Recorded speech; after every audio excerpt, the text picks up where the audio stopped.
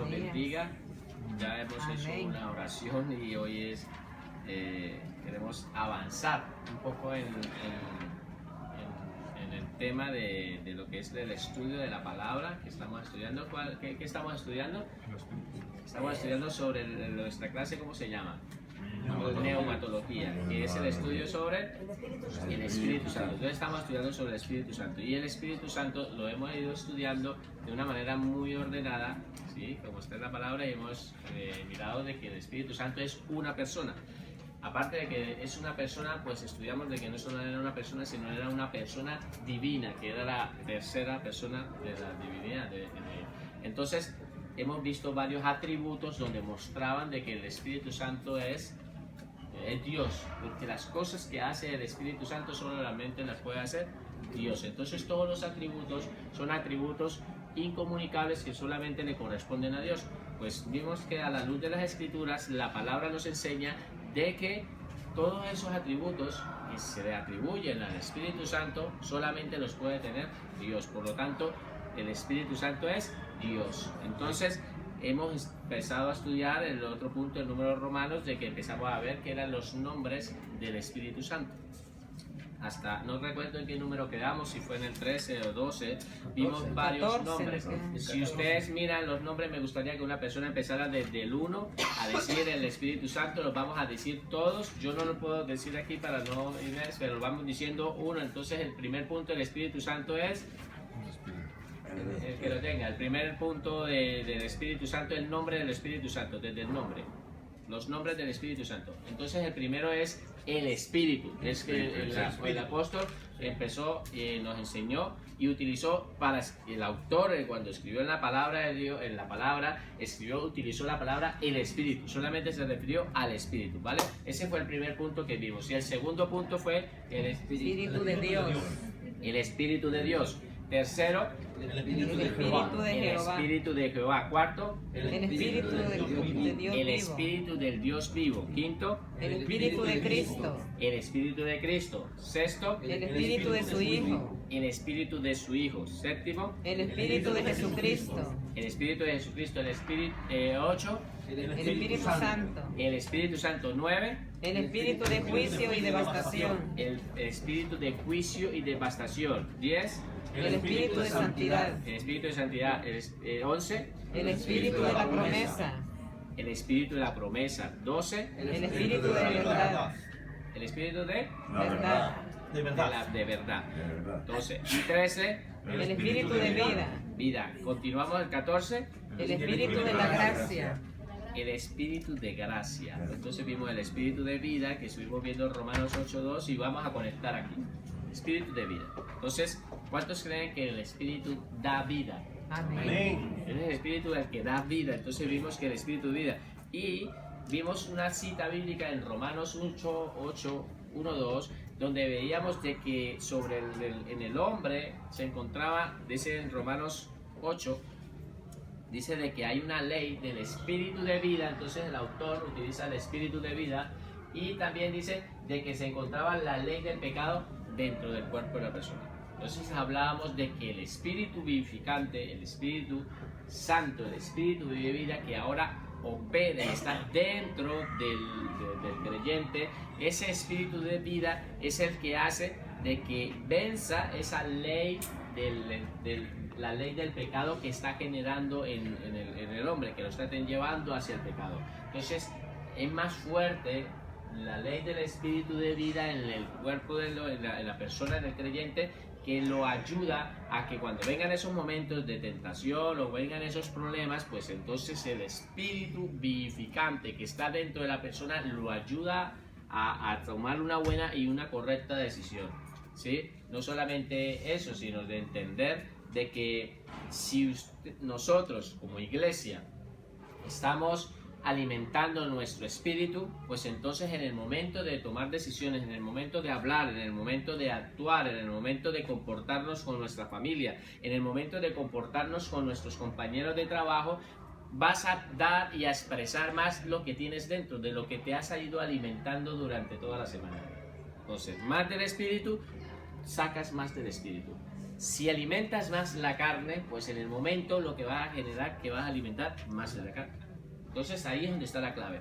Alimentamos nuestro espíritu y podemos expresar a Jesucristo, que la gente vea a Jesucristo en nosotros, pero eso ocurre cuando nosotros alimentamos más nuestro espíritu, ¿vale?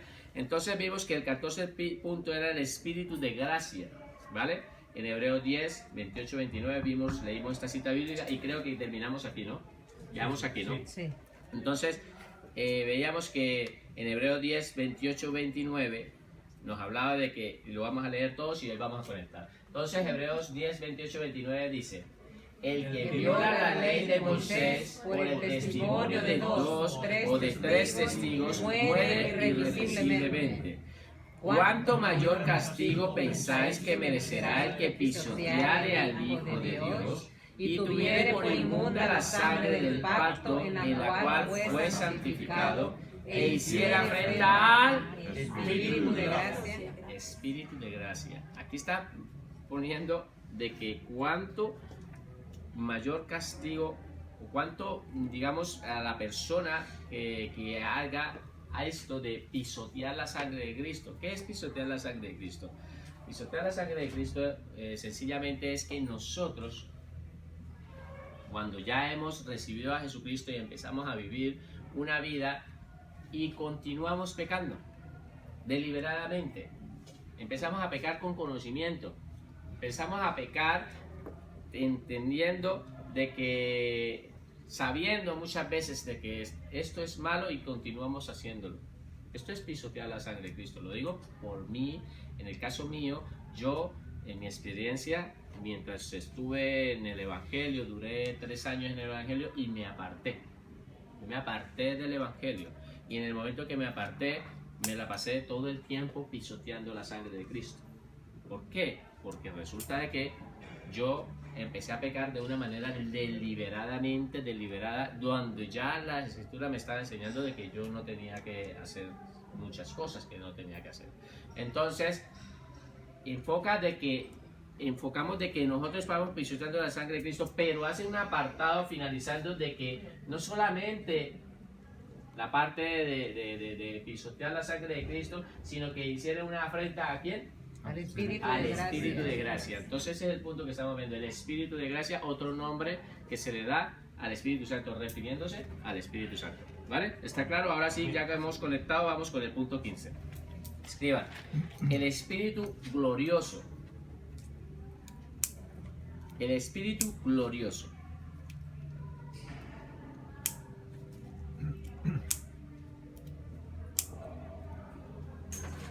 Entonces, Primera de Pedro 4:14, lo vamos a leer todos, ¿vale? Y vamos a terminar los puntos que nos hace falta con los nombres del Espíritu Santo. Entonces lo leemos, 1, 2, 3. Si sois vituperados por el nombre de Cristo, sois bienaventurados, porque el glorioso Espíritu de Dios, ahí está el nombre, reposa sobre vosotros, ciertamente de parte de ellos. Él es blasfemado, pero por vosotros es glorificado. ¿Qué es lo que está diciendo la palabra o qué está diciendo Pedro? Pedro justamente es el autor de este libro. ¿Qué es lo que está diciendo?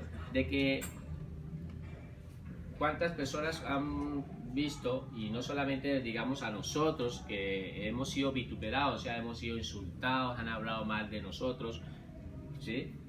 O les ha pasado que muchas veces no tiene, pero es parte de entender de que si nosotros estamos en Cristo, pues nosotros, el mismo Señor Jesucristo nos enseñó de que vamos a ser perseguidos, van a hablar de nosotros, porque si lo hicieron con Él, cuanto más también no lo van a hacer con nosotros. Entonces Pedro dice de que somos bienaventurados cuando las personas estén haciendo esos actos sin conocimiento hacia nosotros, dice que somos bienaventurados. Así que no se sientan mal, hermano, cuando alguien esté hablando mal de ti. Dice la palabra de que eso va a ocurrir. Va a ocurrir. Sí es cierto que nosotros entendemos, pero nosotros tenemos que entender en qué posición se encuentra esa persona. Primero, desde ahí, cuando tú tengas una disputa, y esto me quiero salir un poco porque es bueno que de pronto lo entendamos como iglesia, cuando tengas alguna disputa con alguien que no está en el cuerpo de Cristo, o sea, no tiene a Jesucristo en tu corazón, tú sí lo tienes, lo primero que tienes que poner es una balanza. La primera balanza que tienes que poner es en qué posición te encuentras tú y en qué posición se encuentra esa persona. En la carne, esta persona pues te va a agredir y te va a hacer, y el enemigo está utilizando a esta persona para vituperar y hacerte daño, ¿sí? Pero tú lo que tienes que hacer es no mirar a la persona. No mirarla a ella y ver que el enemigo está operando a través de ella para hacerte daño. En la posición tú pensarías y dirías, si tuviera a Jesucristo, seguramente no actuarías así. Al entender esto, tú a ella lo vas a mirar con misericordia. Y por eso es lo lindo de la palabra, de que la palabra nos enseña de que nosotros tenemos que amarlo. Y por más que nos esté agrediendo, nos esté insultando, nos esté diciendo eso, el Señor nos manda a lo que tenemos que amarlos. Entonces, dice que ahí es donde nosotros vamos a ser bienaventurados en esta situación. Pero nosotros, esto es como iglesia para ir aprendiendo de que la persona que está actuando ahí, que te está insultando, que te está agrediendo, obviamente pues está siendo movida, ¿sí?, por Satanás, que te está haciendo eso. Entonces, primero, acuérdese por favor, no mirar a la persona porque no es ella la que te está atacando. Segundo, no actuar igual a ella, porque entonces, ¿qué comportamiento nosotros vamos a tener? Nosotros tenemos que actuar cuando tú la miras en la posición que te encuentras, tú vas a verla con misericordia. ¿Por qué? Porque esta persona no tiene a Cristo y por lo tanto está en perdición, que puede durar una eternidad en el infierno, pero tú ya, Dios te ha liberado y te ha rescatado y te ha llevado y ahora te ha dado una vida eterna. Entendiendo esto, tú tendrías que empezar a mirar con misericordia. No importa lo que te esté diciendo, lo que te esté haciendo. Ahí es donde tenemos que morir nosotros. Morir a esa carne para que nosotros podamos entender esto. Solamente quería, no sé, el Señor quiere que lo diga, yo solamente en parte del estudio, tenemos que estudiar, pero yo sé que nos cuesta muchas veces, vamos a encontrar esos encontronazos con personas. Entonces, primero que tiene que mirar en qué posición te encuentras tú y en qué posición te encuentra esta persona. Y mirarlo esto. Entonces, vemos que el autor, Pedro, utilizó el glorioso Espíritu de Dios. ¿Cuántos creen que el Espíritu Santo es el Espíritu glorioso? Amén. Es el Espíritu de gloria. Nosotros muchas veces lo que nos cuesta es poder conocer al Espíritu Santo, pero la misma palabra nos enseña que es un Espíritu glorioso. Lo dice Pedro, lo dice que el glorioso Espíritu de Dios es glorioso el Espíritu, y ese glorioso Espíritu está habitando en nuestro ser. Dentro de nuestro ser está habitando, ¿vale? Entonces, bueno que lo entiendan. Entonces vamos a ver el 16 punto, ya vamos terminando con este, el Espíritu Eterno. El Espíritu Eterno. Hebreos 9, 13, 14. El Espíritu Eterno. Entonces leemos, 1, 2, 3. Porque si la sangre de los toros y de los machos cabríos y las cenizas de la becerra rociadas a los inmundos santifican para la purificación de la carne, cuanto más la sangre de Cristo, el cual mediante el Espíritu Eterno se ofreció a sí mismo sin mancha a Dios, limpiará vuestras conciencias de obras muertas, para que sirváis a Dios vivo. Vamos a explicar un poquito esto.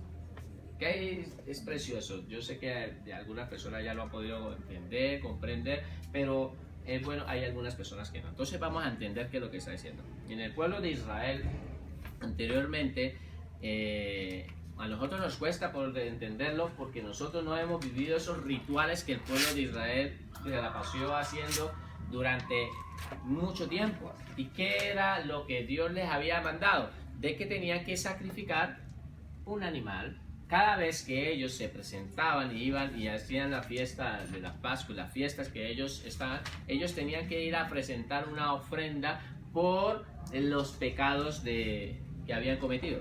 ¿Sí? ¿Lo saben? Amén. ¿Saben esto? Amén. Vale.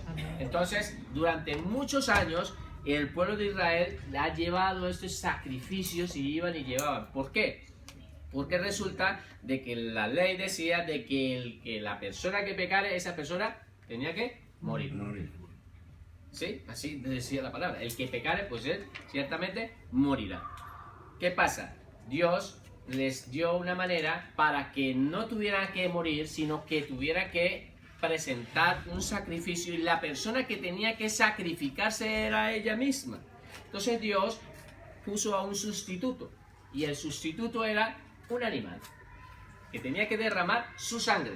La sangre que tenía que derramar ese macho cabrío, la becerra, como dicen, digamos, o sea, toda esa, la que tenía que morir era la persona, por lo tanto Dios puso a un sustituto. Por lo tanto, haciendo de que los pecados de la persona iban a quedar efectuados ¿en dónde? ¿Dónde iban a quedar traspasados?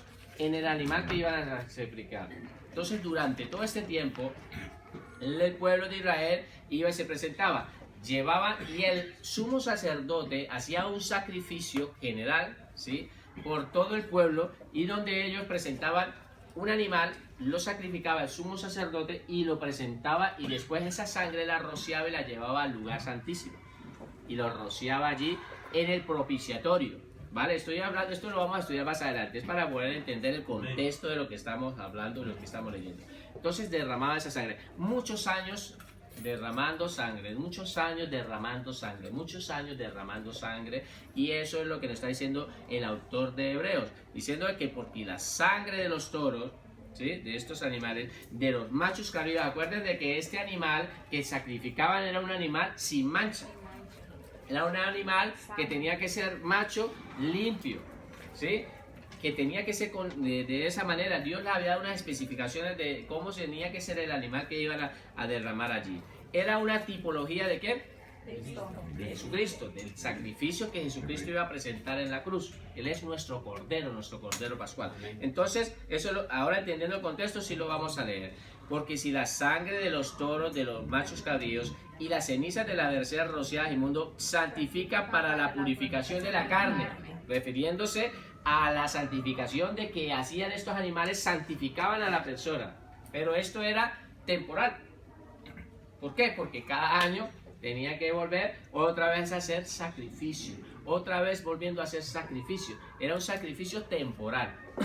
Ahora dice, el autor hace una pregunta y dice, ¿cuánto más la sangre de Jesucristo, refiriéndose a Jesucristo como el, digamos, como el comparación al Cordero Pascual, el Cordero que ellos sacrificaban, pues pone a Jesucristo que Él es esa sangre que Él derramó, la derramó una sola vez para siempre. Lo hizo en el tabernáculo que no era de tierra, sino lo hizo en el cielo y lo entregó una vez para siempre. Entonces empieza a comparar esa sangre, la sangre de estos animales con la sangre de Jesucristo, diciendo cuánto más la sangre de Cristo, el cual mediante el Espíritu Eterno, o sea, por obra del Espíritu Eterno, y ese es el nombre que estamos estudiando, se ofreció Jesucristo a sí mismo, sin mancha a Dios, sin ninguna mancha, porque acuérdense que el Señor Jesucristo no pecó, ¿sí?, sin mancha a Dios, limpiará vuestras conciencias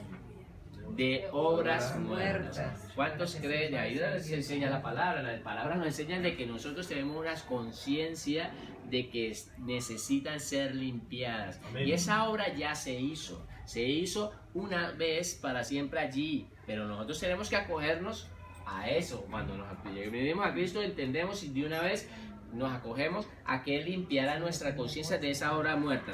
Después de que Dios hace esa obra, el Espíritu Santo el Espíritu Eterno hace esa obra, ¿sí?, que ha podido limpiar nuestras conciencias de obras muertas. ¿Qué es lo que tenemos que hacer cuando ya tenemos esa conciencia tranquila?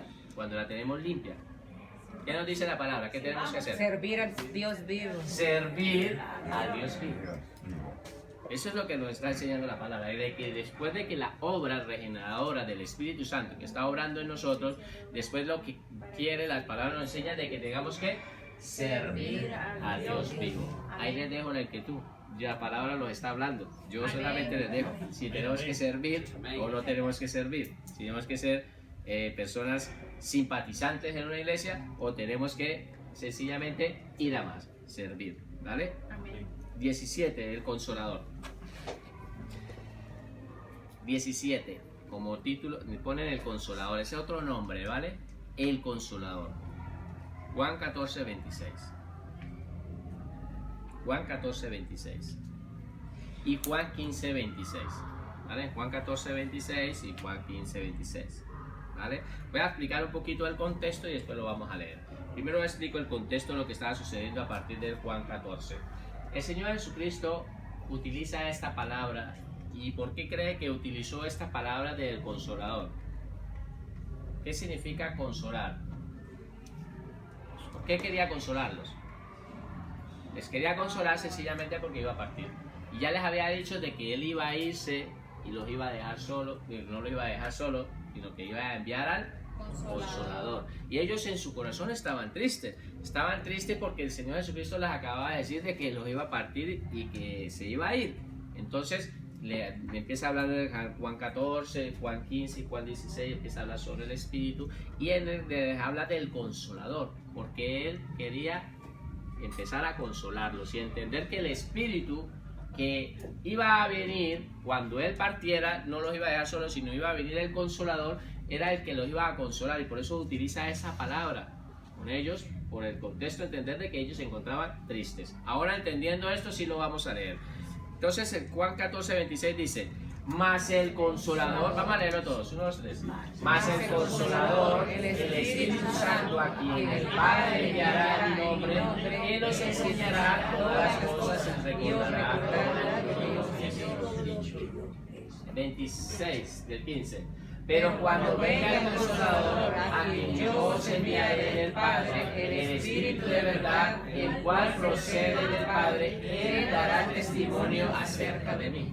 Entonces él utiliza esa palabra consolador porque ellos se encontraban tristes por la partida del Señor Jesucristo. Pero dice, no solamente nos deja enseñar eso, sino que dice que el Espíritu Santo, el Consolador, después dice el Espíritu Santo, refiriéndose a que el Consolador es el Espíritu Santo, que el Padre lo enviará, los enseñará.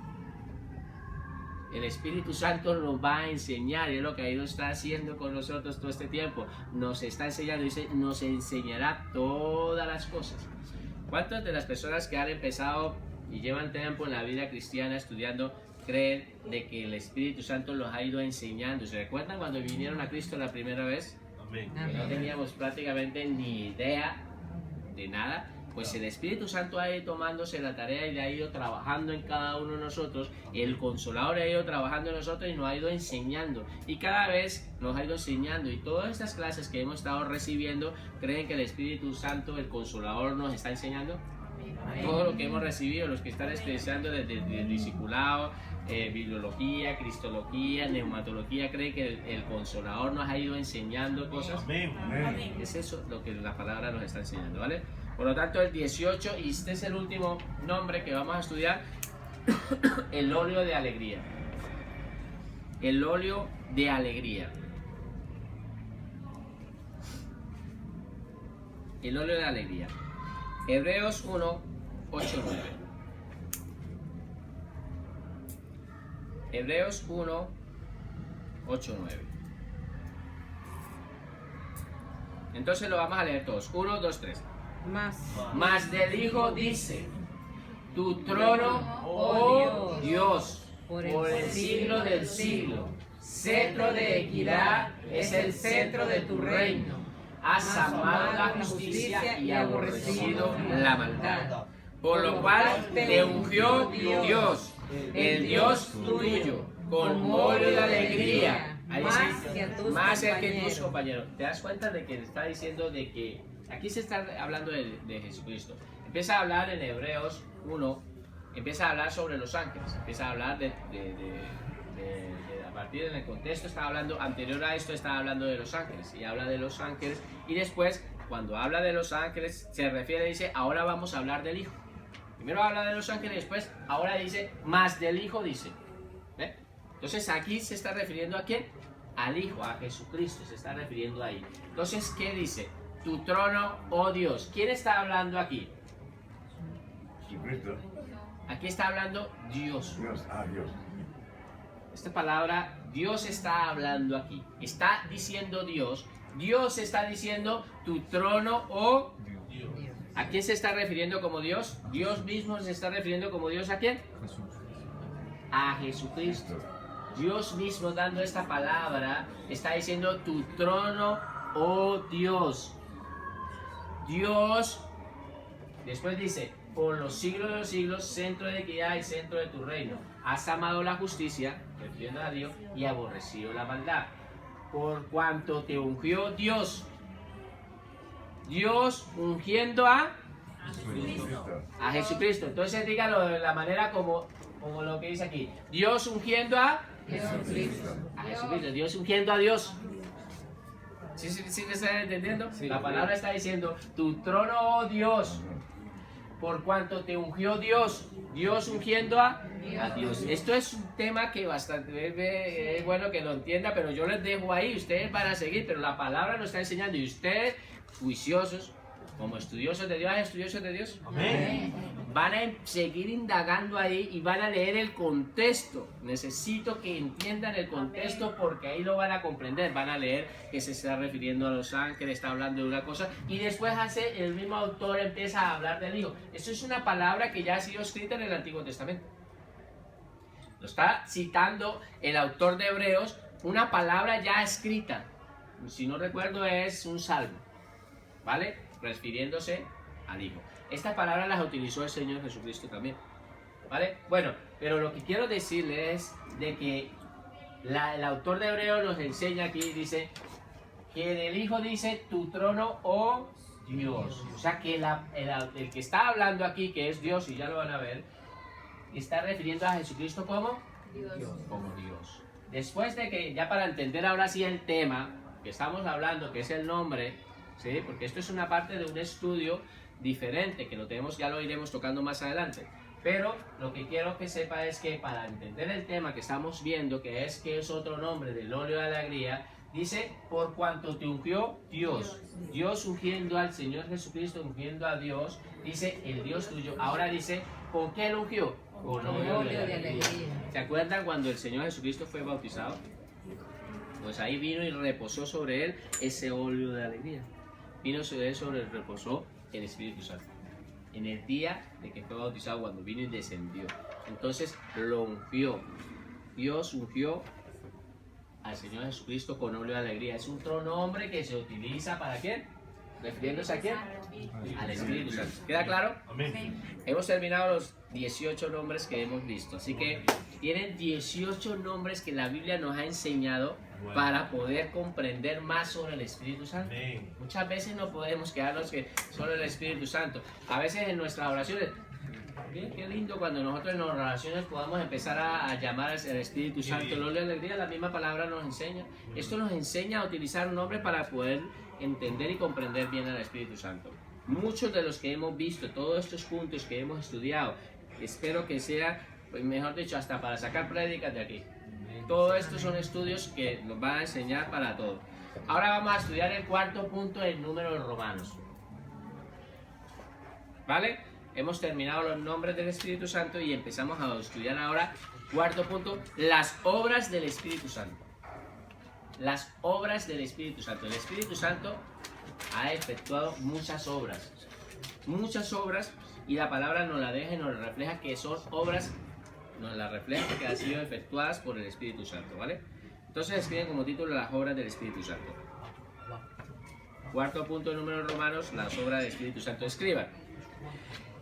El Espíritu Santo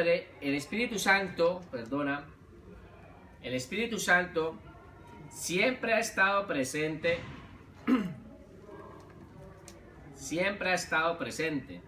en toda obra realizada por Dios.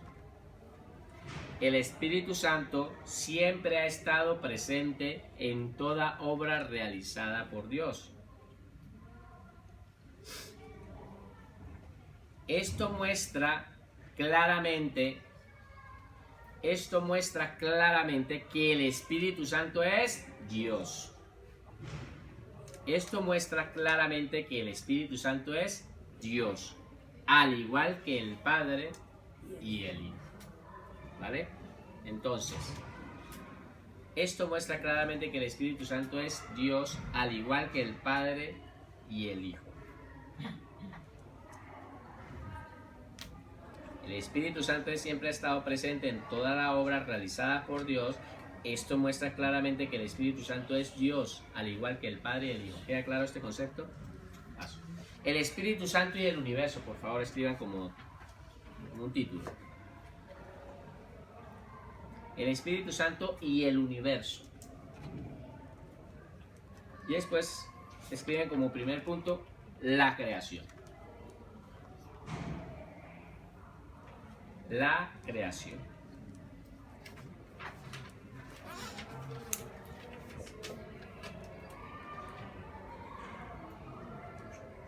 ¿Vale?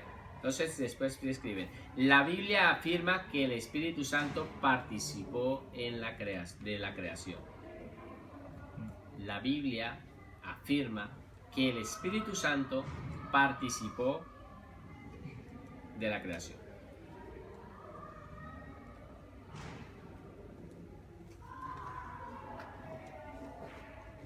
La Biblia afirma que el Espíritu Santo participó de la creación.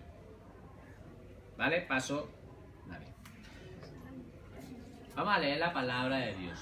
La palabra de Dios nos va a enseñar el principio. Entonces, Génesis 1:2 nos enseña. Génesis 1, del 1 al 2, escriban. Y lo vamos a leer todos. 1, 2, 3. En el principio creó Dios los cielos y la tierra. Y la tierra estaba desordenada y vacía, y las tinieblas estaban sobre la faz del abismo. Y el Espíritu de Dios se movía sobre la faz de las aguas. O sea que estaba presente. El Espíritu Santo estaba presente desde el momento de que Dios empieza, y el autor de Génesis. ¿Quién es el autor de Génesis? Moisés empieza a hablar y a escribir. Entonces él empieza a mostrarnos de que el Espíritu estaba ahí presente en el momento que Dios empieza a efectuar toda la creación. Entonces Dios creó y el Espíritu estaba ahí presente, o sea, estaba siendo partícipe de lo que era la obra de la creación. Lo primero que creó fue Dios, los cielos y la tierra. Y bueno, de ahí para adelante pues estaba hablando cuánto hizo el primer día, el segundo día y esto. Pero el Espíritu Santo es como para entender. Yo quiero mostrarles mi punto de vista. Yo quiero que ustedes, como estudiosos de Dios, empiecen a mirar y empezar a buscar su propia posición, ¿sí? En teología yo no voy a pretender aquí hacer de que ustedes piensen igual a mí.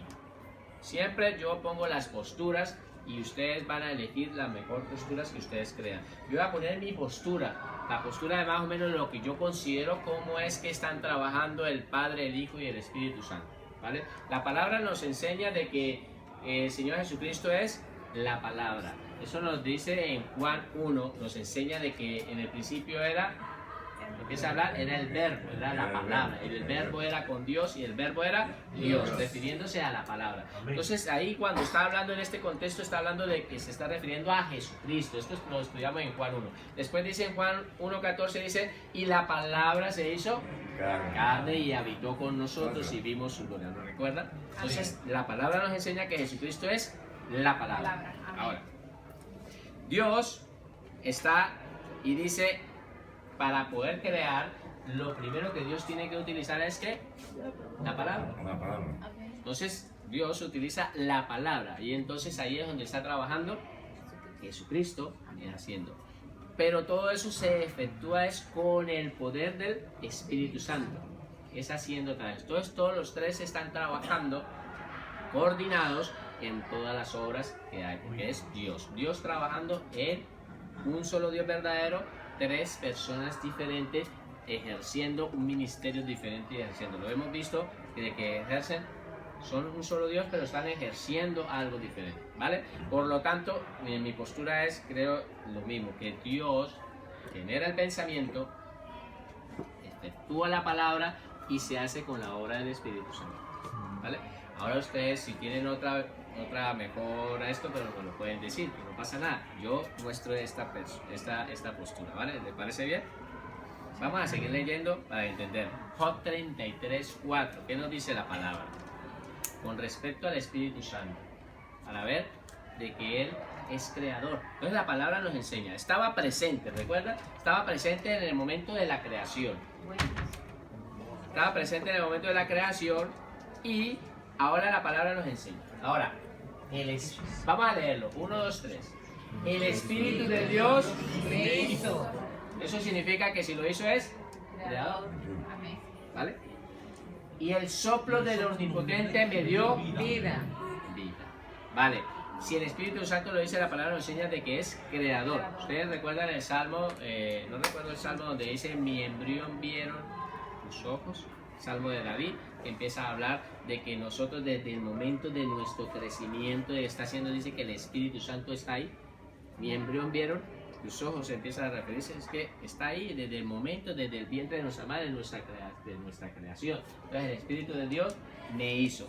Eso nos enseña, eso nos está enseñando, y hemos visto ya esta cita bíblica anteriormente en otro estudio, pero hoy nos estamos refiriendo a que el Espíritu Santo es creador, ¿vale? Salmo 33:6, 1, 2, 3. Por la palabra de Jehová fueron hechos los cielos, y todo el ejército de ellos por el aliento de su boca. El aliento de su boca. ¿Qué significa neuma? Viento. Viento, hálito. Dice la palabra de Dios en el griego, referente al neuma, es eso, el viento, el hálito y espíritu. Solo significa neuma. Por lo tanto, el aliento, el viento, el Señor Jesucristo lo utilizó también con nosotros como viento, ¿recuerda? Eso es parte para referirse al Espíritu. Entonces, todo el ejército de ellos por el aliento. Dice que el Señor ha soplado o ha dado ese toque, eso es el Espíritu Santo, que ha dado vida en los seres. ¿Recuerdan los valles de los huesos secos? Que le da ese aliento a esos valles, es el Espíritu Santo que le da eso. Entonces, refiriéndose a que el aliento de su boca, por medio del aliento, la palabra de Jehová fueron hechos, ¿qué? Los cielos. Y si fueron hechos los cielos, significa porque estuvo ahí presente en la creación. ¿Está claro hasta aquí? Amén.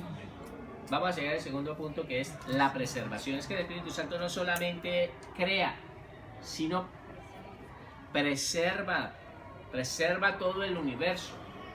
Muchas veces nosotros podemos mirar y vemos hasta nuestros ojos físicos lo que nos podemos contemplar, pero nosotros estamos viendo una preservación de algo en una tierra donde nos encontramos en una posición, pero el Espíritu Santo es más que esto, más que el planeta Tierra, preserva más todo lo que es un universo que no es todavía conocido por el hombre. Eso lo preserva el Espíritu Santo. Dios mismo preserva, ¿vale? Ahora entonces vamos a mirar qué dice la palabra. La Biblia afirma que el universo existe. La Biblia afirma que el universo existe porque el Espíritu Santo lo cuida y lo sustenta. Lo estuvimos estudiando en Cristología. Recuerden que porque la Biblia nos enseña por parte de Jesucristo de que es sustentador. Recuerdan en Colosenses 1:16, el cual estábamos estudiando. Pero también la Biblia nos enseña de que el Espíritu Santo también sustenta, ¿vale? Toda criatura debe su existencia al Espíritu Santo. Toda criatura debe su existencia al Espíritu Santo. Y no solamente toda la criatura, todo ser vivo, como el animal, la planta, todo lo que es el entorno como tal, debe la existencia al Espíritu Santo. Lo estuvimos estudiando de lo importante que era el Espíritu Santo, sin aire. Imagínate que no estuviera el aire, sí que lo compara, pues no podíamos nosotros estar. ¿Vale? Entonces, ¿qué dice la palabra con respecto a esto? Salmo 104, 24, 30, cita de apoyo. Salmo 104, 24, 30. Vamos a leerlo todos. 1, 2, 3.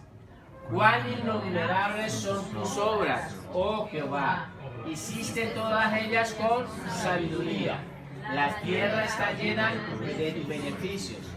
He aquí el grande y el anchuroso mar, en donde se mueven seres innumerables, seres pequeños y grandes. Allí andan las naves. Allí está el Leviatán que existe para que jugase en él. Vamos a parar un momento aquí que vamos a continuar. De pronto dirá, ¿y esto qué es Leviatán? La palabra nos enseña de este Leviatán. Muchos estudiosos que han estado estudiando la palabra consideran de que era un monstruo marino. Un monstruo marino, porque dice que Dios lo creó para que él estuviera jugando en el mar. Está hablando del mar, ¿vale? Empieza a hablar del mar y entonces empieza a decir: he allí grande y anchuroso es el mar. y después empieza a hablar de donde en el mar se encuentran seres innumerables, seres pequeños y seres grandes. En el mar, está hablando del mar, ¿no? Después dice, allí andan las naves, o sea, los barcos. Después dice, allí Leviatán, posiblemente un animal marino, no me digan cómo es ni nada de eso, no lo sé. Pero quiero que lo entiendan de que la palabra nos está enseñando de que había este animal, lo muestra la palabra, que Dios lo hizo para que jugase en ¿dónde? En él, jugase en el mar. ¿Vale? Ahí sí entendemos mejor la palabra cuando le vamos dando esas pausas. Ahora sí sigamos leyendo. Todos ellos esperan en ti, todos estos animales, para que les des su comida a su tiempo, les das, recogen, abres tu mano, se sacian de bien, esconden tu rostro, se turban, les quitas el hálito. Ahí estábamos hablando ya del espíritu. Dejan de ser y vuelven ¿a dónde? Al polvo. Envías tu espíritu, son creados y renuevas la faz de la tierra. Renuevas cuando quitas el látigo y cuando envía tu espíritu dice renuevas. Por eso es que es conservador, está conservando la faz de la tierra. Y aquí en esta palabra renueva la faz de la tierra. Ahí está mostrándonos de que el espíritu está constantemente regenerando y el punto que estamos estudiando, preservando todo lo que es el planeta Tierra. No solamente esto, está hablando de todo en general. Es el Espíritu Santo que es preservador, ¿vale? Queda claro que el Espíritu Santo es preservador. Ahora vemos aquí de que es como el cambio. Dice que viene, esconde tu rostro, se turban, les quitas el hálito, dejan de ser. ¿Qué pasa cuando el hálito se quita y dejan de ser? ¿Qué pasa? ¿Cómo se convierte? Entonces imagínate, ¿no cree que es importante entender que el Espíritu Santo que está de nosotros es el que nos está dando la vida? Si se quita el Espíritu de nosotros, ¿qué vamos a hacer nosotros? ¿Nos volvemos? ¿Estamos entendiendo? Ahora dirán muchas personas, bueno, a ver, explícame un poquito esto, vamos a analizarlo porque en el estudio de la teología es analizar todo el punto. Y las personas que no tienen el Espíritu Santo, que están muertas, enseña que la palabra están muertas, pero esas personas van a llegar a ser polvo. Tú las ves físicamente vivas, pero la palabra nos enseña de que están muertas. La palabra nos enseña de que están muertas, no están vivos, no han estado dentro del cuerpo de Cristo. ¿Vale? Queda claro de que el Espíritu Santo preserva, el Espíritu Santo crea, primer punto, segundo punto, pero el Espíritu Santo ¿qué? Preserva. Vamos a mirar otro punto. El Espíritu Santo y la salvación. Esto habla a nivel global, la salvación del hombre, del hombre como tal. El Espíritu Santo y la salvación.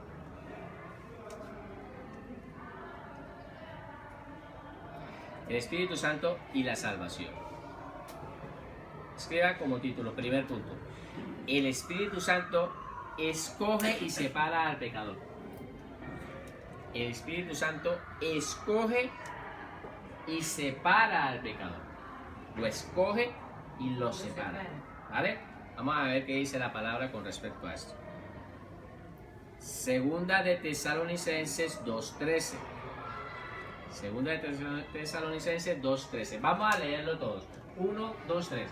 Pero nosotros debemos dar siempre gracias a Dios respecto a vosotros, hermanos amados por el Señor, de que Dios os haya escogido. ¿Estamos estudiando el Espíritu Santo qué? Vale, escogido. Desde el principio, ¿para qué fue? Mediante la santificación por el Espíritu.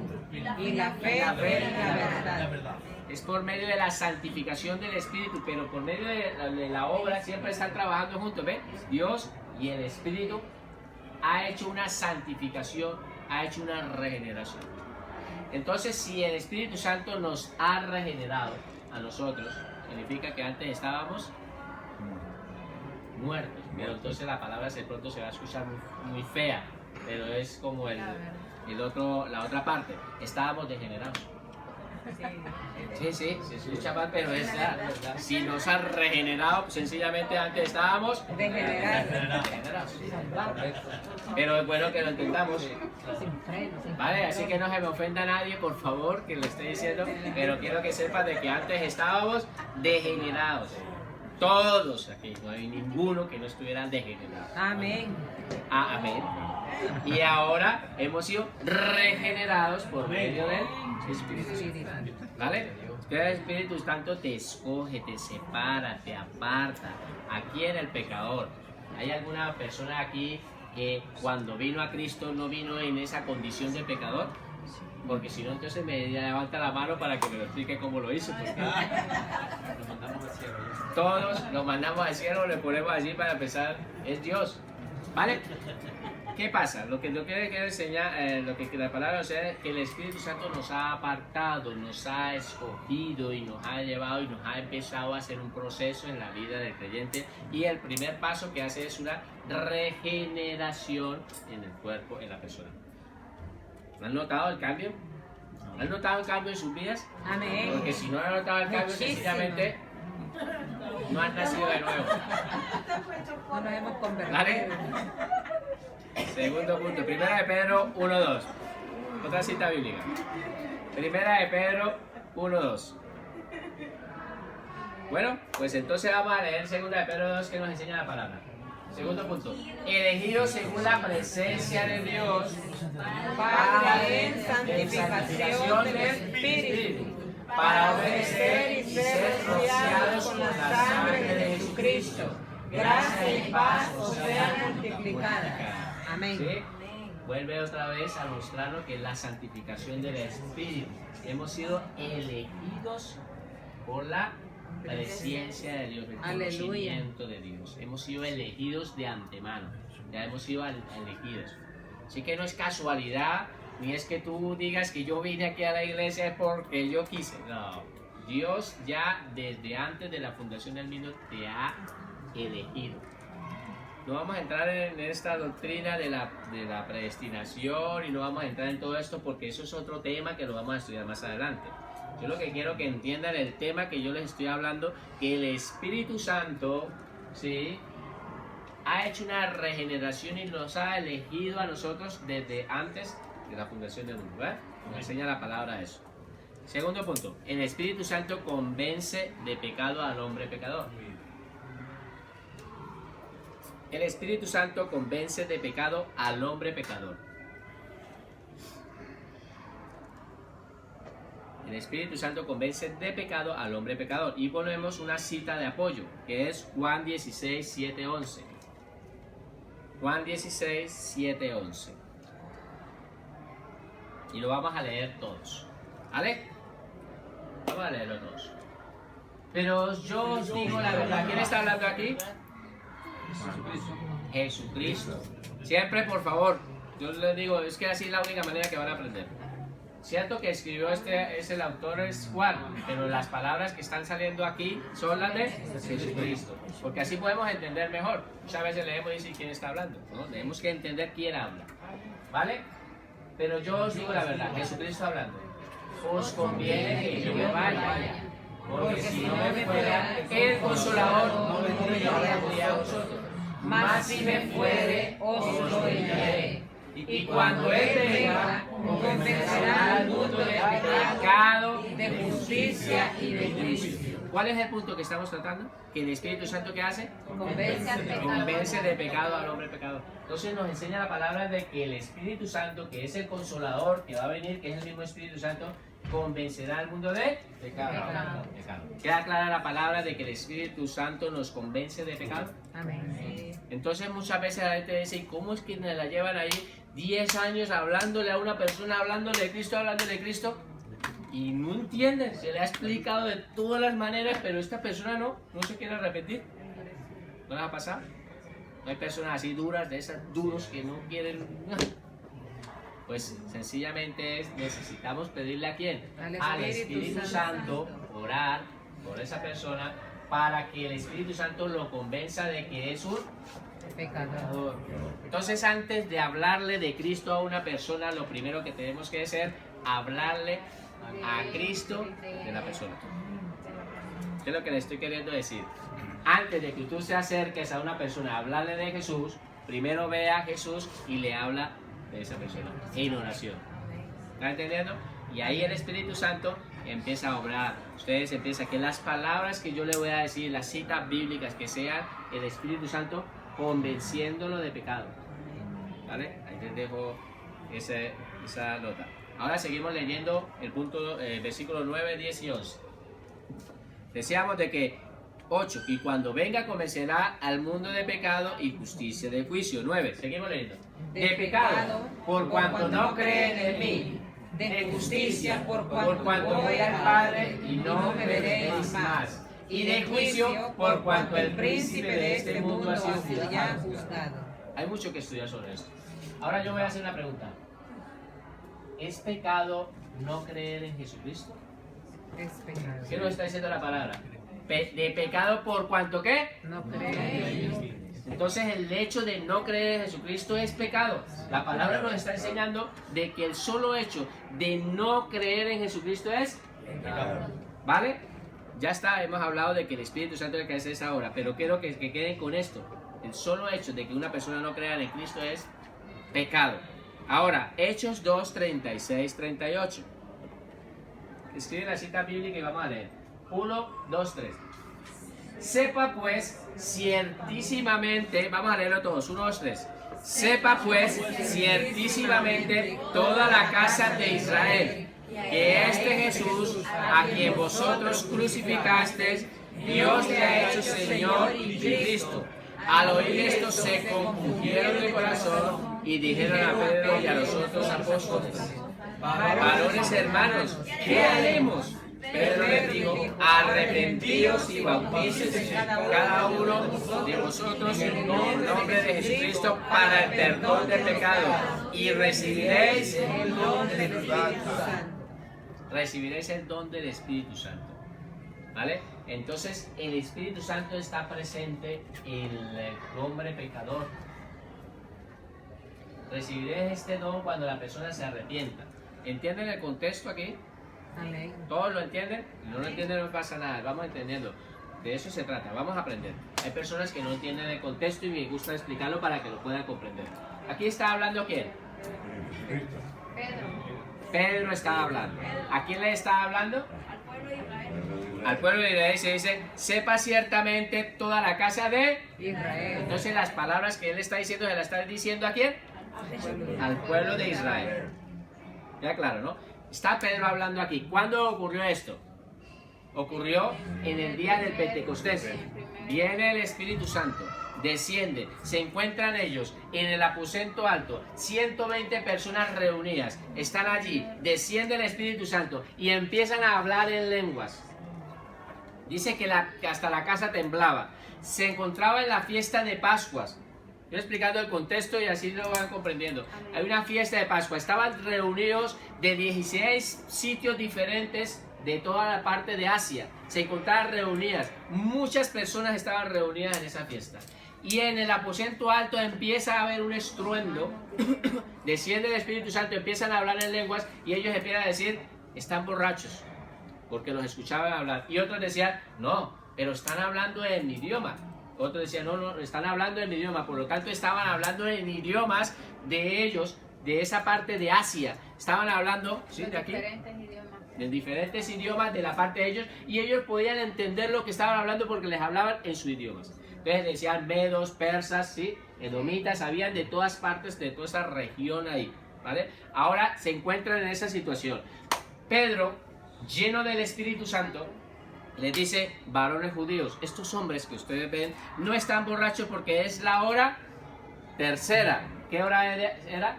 Las 9 de la mañana. El horario judío es diferente al nuestro.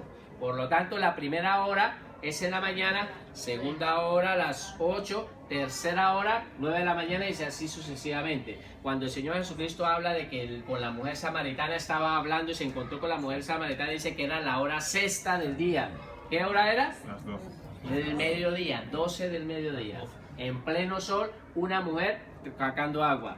Ahí es de donde tiene que el estudioso de Dios ir a ver por qué las mujeres judías iban y lo recogían. muy temprano cuando no estaba el sol o muy tarde cuando el sol se había ocultado. Entonces la palabra nos enseña de que estaba yendo a plena hora del mediodía a recoger agua. Y ahí tenemos que sacar e indagar por qué esta mujer recogía agua a esa hora y no recogía con las demás mujeres. ¿Vale? Eso es una parte muy aparte, pero yo les quiero dejar es para que ustedes analicen con lupa la palabra y puedan ir a más. Pero ¿qué es lo que le quiero decir? Le dice Pedro, no están borrachos la hora tercera del día. Después de que él le empieza a decir esto, le empieza a decir, sepa ciertísimamente, esto es segurísimo lo que yo les estoy diciendo, esto es una realidad. Toda la casa de Israel se dirige a todos los hombres que están allí. Que este Jesús, a quien vosotros, ¿qué? Los está tratando de asesinos. Vosotros crucificaste. Vemos a un Pedro lleno del Espíritu Santo hablando con tanta autoridad, cuando lo vemos unos capítulos anteriores, que estaba siendo avergonzado y temeroso cuando una mujer le decía, eres tú uno de ellos. Y negó al Señor Jesucristo 3 veces. Vemos el cambio en Pedro de esa situación a un Pedro que se levanta y le habla a una cantidad que eran miles los que estaban allí. ¿Vale? ¿Estamos entendiendo el contexto? Ahora dice que los está tratando de que ellos fueron los que asesinaron a esto. Lo está tratando de asesino. Dios le ha hecho, Señor, esto. Cuando el Espíritu Santo habla a través de Pedro, porque no es Pedro hablando sobre eso, entonces inmediatamente sus corazones, ¿qué? ¿Qué dice la palabra? Se compungieron su corazón. Y ahí dice, y dijeron a Pedro a los otros, ¿qué haremos? Hemos matado al Hacedor de la vida, ¿y ahora qué vamos a hacer? ¿Vale? Dios le está enseñando, el Espíritu Santo lo está confrontando. Esa es la parte cuando a nosotros nos corresponde que le estamos hablando a una persona. Podemos confrontarlos con amor, pero le puede confrontar. El Espíritu Santo es el que convence de que está pecado esa persona, se compunge el corazón y entonces no lo deja ahí tirado. Es cuando tú le tienes que decir qué es lo que se tiene que repetir, que hay una solución, que es acercarte a Cristo. ¿Vale? Y entonces, entendiendo el contexto, ahora sí entendemos el contexto. Arrepentido, bautice cada uno con el perdón del pecado. Vamos a orar, dejamos hasta aquí y queda claro de que el Espíritu Santo hace una obra en el hombre pecador, ¿vale? Padre maravilloso, te damos gracias por tu palabra, gracias porque tú nos enseñas cada día y nos lleva cada día a más. Hoy te pedimos que esta palabra, Señor, que has depositado en nuestras vidas pueda quedar dentro de nuestro ser y se convierte y sea rema para nuestras vidas. Por lo tanto, ayúdanos a ponerla en práctica, Señor. Gracias te damos en el nombre de Jesús. Amén.